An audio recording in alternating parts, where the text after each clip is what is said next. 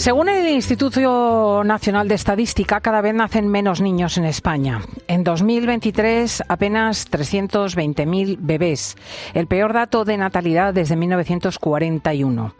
En el otro lado de la balanza, el número de fallecidos. El año pasado murieron 435.331 personas. Es decir, nacen menos personas de las que mueren. Tenemos un saldo vegetativo negativo. La situación en Europa es muy grave también. Y esta semana hemos escuchado al Santo Padre, al Papa Francisco, hacer afirmaciones bien rotundas a este respecto.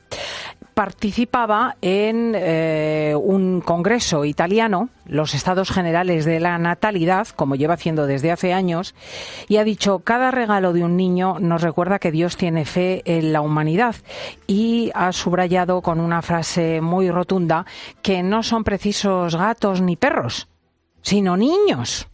La forma de expresarlo, tan típico del Santo Padre, evidentemente no se refiere a que las mascotas sean negativas, sino a que parece que tener un gato o un perro pueda sustituir el inmenso don que es tener un hijo, bastante más divertido, bastante más interesante, bastante más estimulante. Con José Miguel Gaona vamos a abordar este asunto. Ya nos acompaña desde primera hora, también con nuestro peli, Diego González. Buenos días. ¿Qué tal, Cristina? Muy buenos días. ¿Qué te ha parecido la frase del Papa?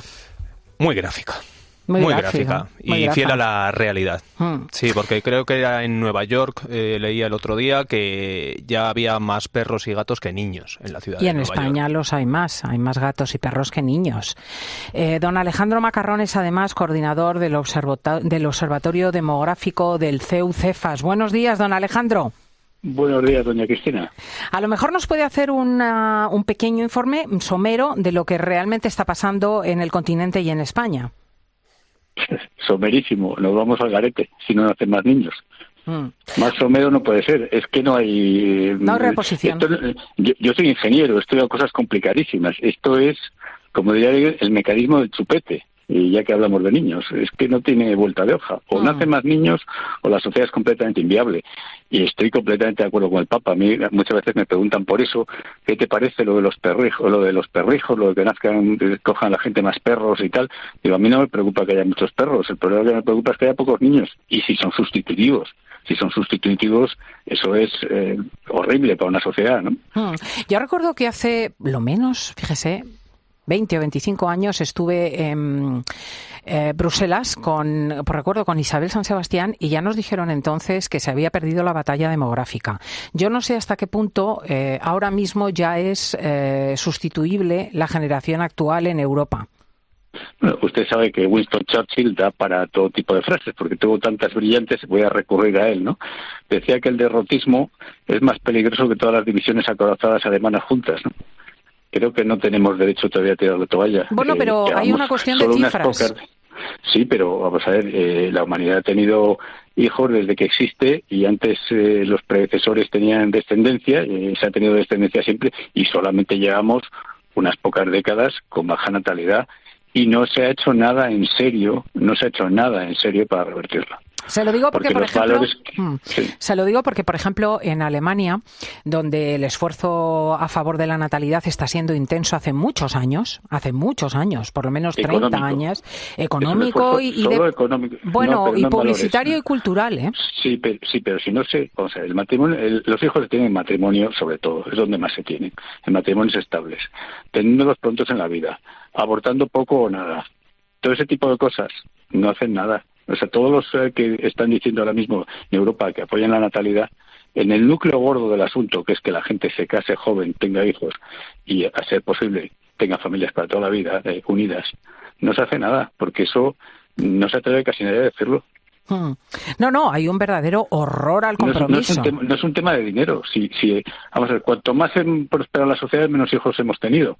No es que nos debamos empobrecer para recuperar natalidad, claro, eso sería imposible y aberrante a la vez. Pero realmente no es un tema de dinero. Todos los gobiernos primero hacen omisión, como el nuestro, ¿no? Que parece que no le importa absolutamente nada. Pero el siguiente paso es, vamos a comprar a la gente para que tenga hijos, que es un poco los que piensan, ¿eh? Porque además son políticos, todo político que da algo de dinero piensa en el voto.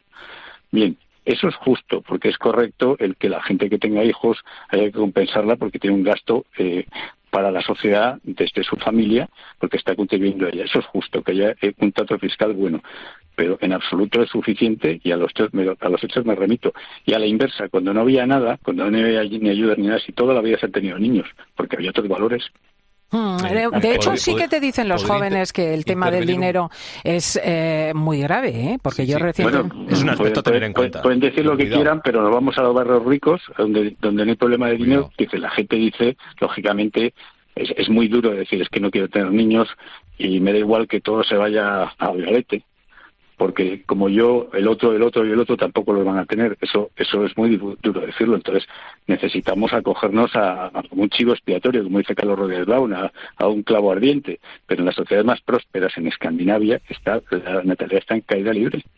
Cristina, José Miguel, por favor. Sí, que justamente este dato que ha dado don Alejandro es algo que siempre me ha llamado la atención y me ha interesado, porque el discurso social va en relación a, bueno, claro, es que con la época que estamos viviendo y que no hay dinero y no hay trabajo y no hay estabilidad. Solamente un par de datos. Boadilla del Monte, uno de los municipios más ricos de toda España, tiene una natalidad, quédense con esta cifra, de 7,7.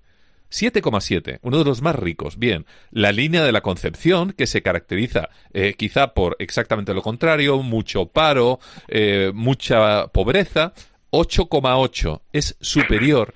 En el barrio más rico de España, la natalidad está totalmente pero destruida. Y en otro, por el contrario, que tiene muchos más problemas, es más elevada, que tampoco es para tirar cohetes de la línea de Concepción. Pero vamos, este dato destruye evidentemente ese mito que se repite una y otra vez, que exclusivamente es un tema económico. De todas formas, con la gente que está en edad reproductiva, por ejemplo Diego González, yo discuto de este asunto mucho, porque el otro día estaba uno de esos... Está en edad reproductiva y de buen ver. Bueno, el otro día colocamos un post en Instagram, en mi Instagram, Cristina López Schlichting, del Peli, decían, uy, el Peli, qué atractivo, decía una de las oyentes. Eso no me lo has contado. Ahora te lo enseño. El ADN de Diego está sumamente cotizado. Sí.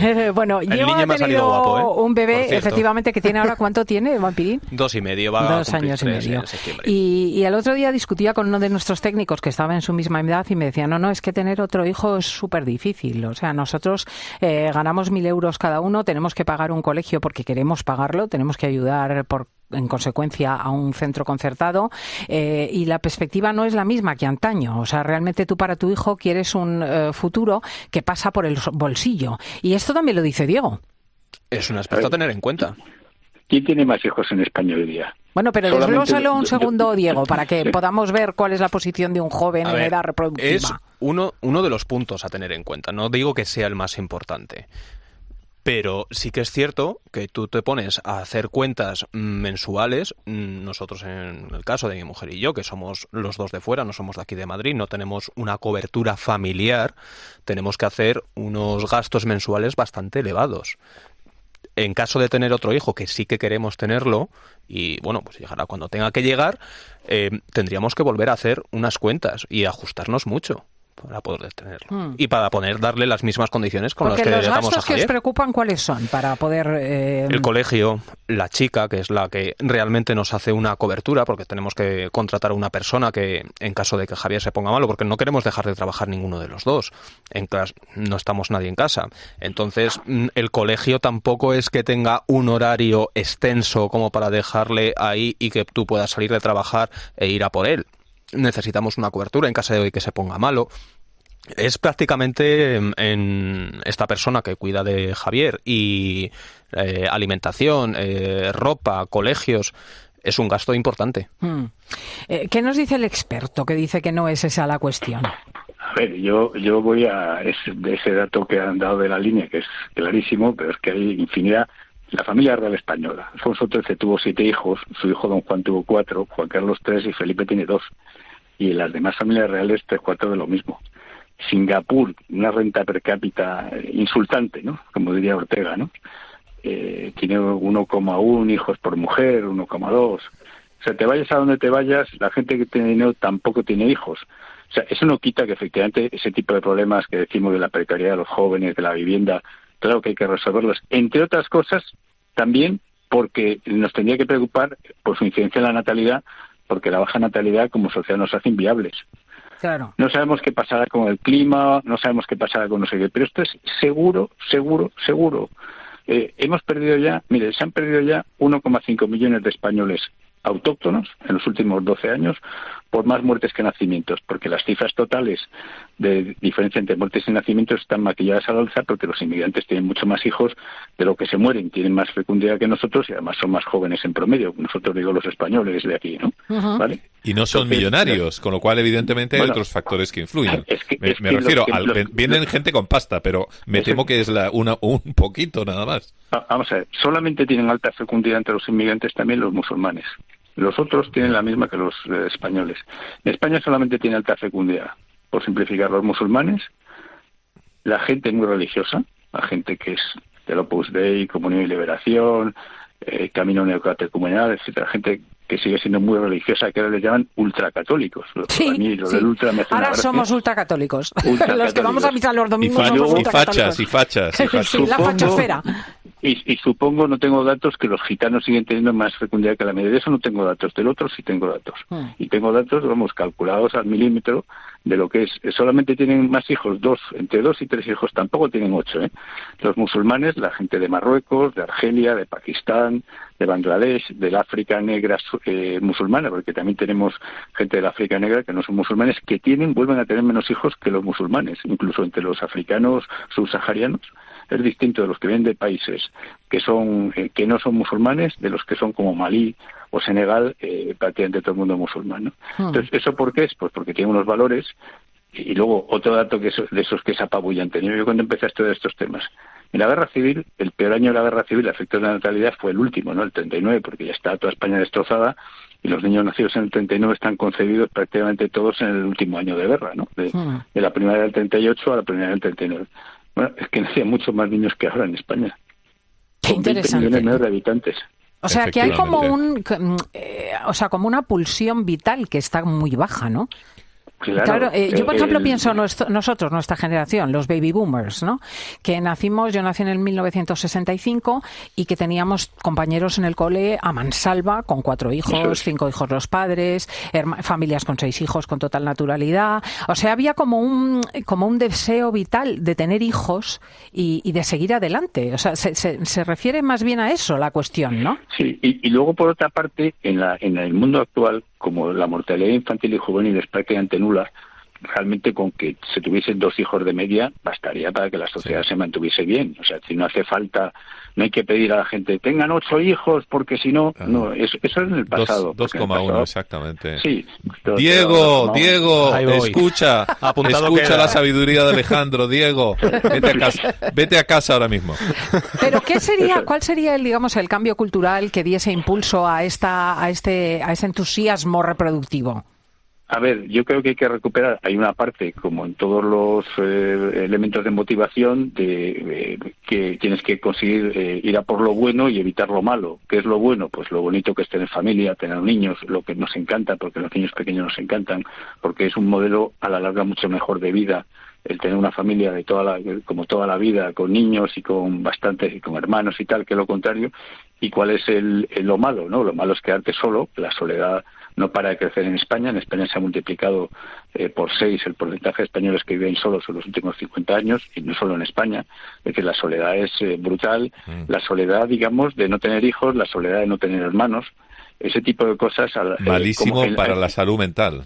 Claro, yo pienso, por ejemplo, en mi madre, ¿no? Que tiene 4 hijas y que rara vez está sola en casa. Sigue viviendo, fijaos, con 86 años sola, en parte porque tiene una cabeza como la tiene y con la ayuda de una asistenta rumana, porque es que esto es así, o sea, la gente que viene a ayudarnos viene de fuera, pero lo cierto es que ella está muy acompañada porque tiene 4 hijas. O sea, qué triste una vejez en la que realmente tú no tienes en quién apoyarte. O sea, es curioso. El 40% de los españoles de ahora jóvenes, más o menos, con las pautas de fecundidad que hay, no tendrán ni un hijo. Si tienes uno solo, en el mundo moderno que hay también, pues hay cierta probabilidad que se vaya a ir fuera, a otro lado, ¿no? Que uno solo también te arriesgas a quedarte sin nada. hermanos, como 1/3 de los niños que nacen ahora no van a tener ni un hermano, ¿no? O sea que la soledad es muy dura, especialmente dura en la vejez y en la infancia, ¿no? Luego en la edad... Claro, no tener cerca una, por ejemplo, mamá que tiene 10 nietos, ¿no? Pues vienen niños pequeños, ahora tenemos un embarazo en una persona de 20 y tantos, 30, no 20 y tantos tiene Sofía. Todo esto alegra muchísimo una familia. Yo no sé cómo se imagina la vejez una persona sin hijos. Eso como personas. Entonces, que hay que motivar a la gente, hay que contarle eso incluso desde el colegio, ¿no? Es decir, que es bueno de mayores tener una familia, tener varios hijos, no 17, bueno, el que quiera tener muchos bien, pero no hace falta, pero que tengan varios. Y luego, como en la política, en los poderes públicos, en los que crean opinión, pues es que hay que decirle, es muy bueno tener niños, es muy malo para usted y para la sociedad, porque las sociedades han prosperado cuando han generado valores, la honradez, por ejemplo. ¿Por qué la honradez es buena? Pues porque si todos somos honrados estamos muchísimo mejor. Porque a nivel individual muchas veces la honradez te cuesta, ¿no? Una tentación que tuvieses, dices, no, por honradez no voy a hacerle daño al prójimo, no voy a hacer tal. Bueno, pues la honradez es una cosa que requiere a veces un poco de contención, pero es buenísima. Bueno, pues esto es lo mismo, hay que instilar valores, y luego sí, es verdad que económicamente las personas que tienen más hijos contribuyen más y tienen que tener un tratamiento fiscal mucho mejor en función del número de hijos y en pensiones, y las mujeres especialmente que tenéis más carga, pero no solo, porque también se están dando algunos incentivos solamente a la mujer, y el matrimonio hay que represtigiarlo, hay que recuperar que la mayoría de los matrimonios sean estables. Ahora mismo la mitad de la gente en España ya no se casa nunca, y de los que se casan se divorcia la mitad. Son números redondos, pero bastante casi exactos. Bueno, son proporciones terroríficas, porque no es lo mismo que deje de casarse un 20% de gente. Antes se casaba más del 90% de la gente, hasta hace 40 años. Y luego que fracase un 10% de los matrimonios, un 5, un 8, un 15. No, es que fracasan el 50%. Eso son proporciones terroríficas. La verdad es que el Papa subrayaba esta semana que una cosa muy interesante, porque yo me crié con los inicios del maltusianismo, con la idea de que el mundo no podía dar abasto para abordar tanta gente, y que el nacimiento de demasiados niños pues que nos llevaría a la quiebra. Esas son ideas ya muy caducas, pero curiosamente han sido sustituidas por una idea ecologista, según la cual el ser humano es nocivo para el globo. Es más, es que si nos muriésemos todos, la naturaleza reverdecería. Y es curioso que esto influye en las nuevas generaciones. No sé qué opinas tú, Diego, si has visto este tipo de teorías. Yo he escuchado, no te sé decir cuándo, pero escuché a un chico joven que por qué iba a traer a este mundo a un niño para que sufriese.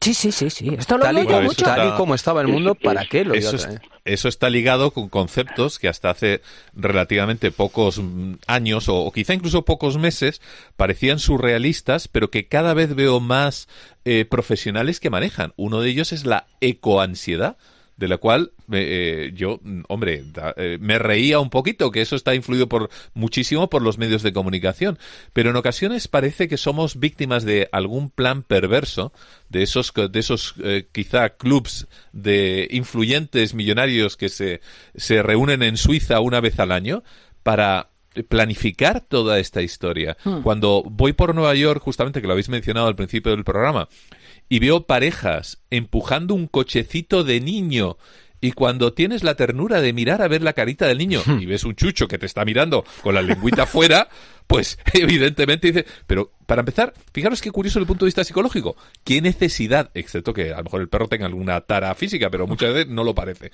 qué necesidad existe a nivel psicológico de pasear a un perro en un carrito de niños. Bueno, sobre todo porque para el perro es malo, ¿no? Quiero decir, sí, claro, que el animal necesita ejercicio físico, si cabe, más que nosotros. Y quizá para el coco de los dueños también lo es. Pues son José Miguel Gaona, Alejandro Macarrón, coordinador del Observatorio Demográfico del CEU-CEFAS, y nuestro Peli, que seguirá ahora con nosotros. Nos vamos al momento de la belleza, a ver si nos impulsa en el ansia reproductiva.